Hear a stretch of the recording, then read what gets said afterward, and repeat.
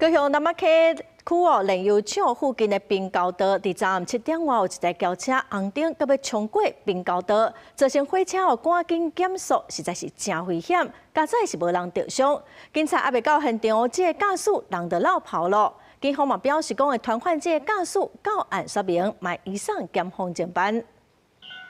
滨高道警示顶道早拿放落来，警示声一直响。本来要过区间车煞向向停落来，因为头前挡一台车。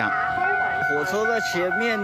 现场民众大声喊，保全也来引导这台车离开。不过驶入去轨道的这个驾驶离开进前，一个差一点嘛弄到另外一台货车，警察也未来就行走。警方到场后，该自小客车已于19时26分驶离平交道。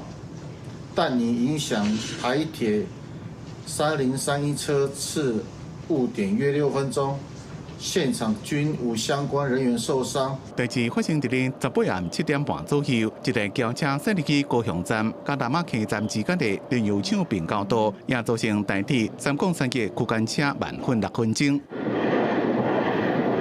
19世纪过来到现场，滨高道的车流量不止啊大。这台违规的车在经过滨高道的时阵，头前后壁走哪的所在拢有2狗伫咧顾。本来看伊直直驶的马靠正平煞去卡着。我们24小时都有人在这边引导这些车流量的走向，这样子。他如果已经冲到里面去了，我们会借他回转，然后走正常的路这样子。这个驾驶代志发生后，家己离开。警方是讲，卡伫铁轨路并无损毁其他物品，无算肇事逃走。即马已经知影车主甲驾驶是同一个人，会依照违反公共危险，抑个道路交通管理处罚条例等规定，传去到案，依法函上桥头地检署侦办。